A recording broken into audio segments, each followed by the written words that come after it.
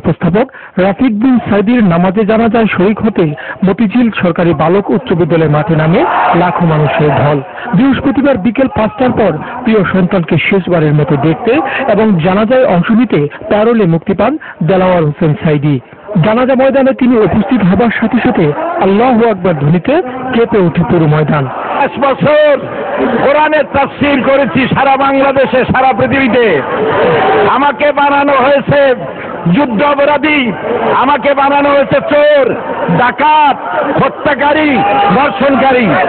আমি আল্লাহর নামে কসম করে বলছি, আল্লাহ তোমার জাতের কসম, তোমার ইজ্জতের কসম, তোমার সম্মানের কসম, 1971 সনের 1 ফোঁটা বালি বা কাদা আমার গায়ে লাগে নাই, লাগে নাই, লাগে নাই।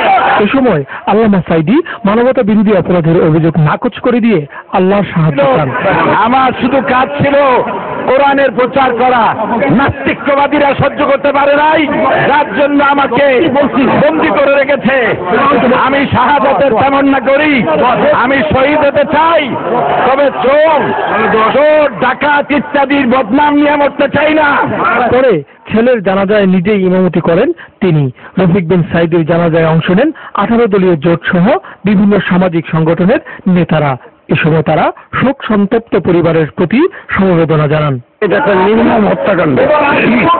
যদিও উনি মৃত্যুটা স্বাভাবিক মনে হচ্ছে, কিন্তু যে ঘটনার আবহে উনি মৃত্যুবরণ করছেন, একটা পরিবারকে শুধু আদালতের কাঠগড়ায় দাঁড় করানো হয় নাই, মূলত একজন মহৎ মানুষের চরিত্র হরণ করা হয়েছে।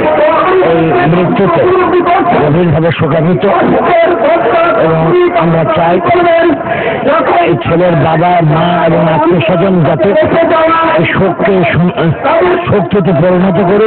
দেশের ওলামায়ে কেরাম এ সময় তার মৃত্যুতে দুঃখ প্রকাশ করেন।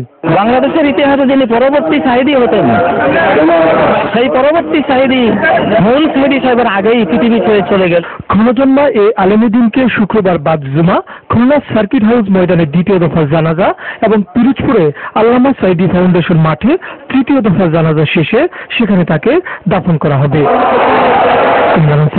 দিগন্ত টেলিভিশন।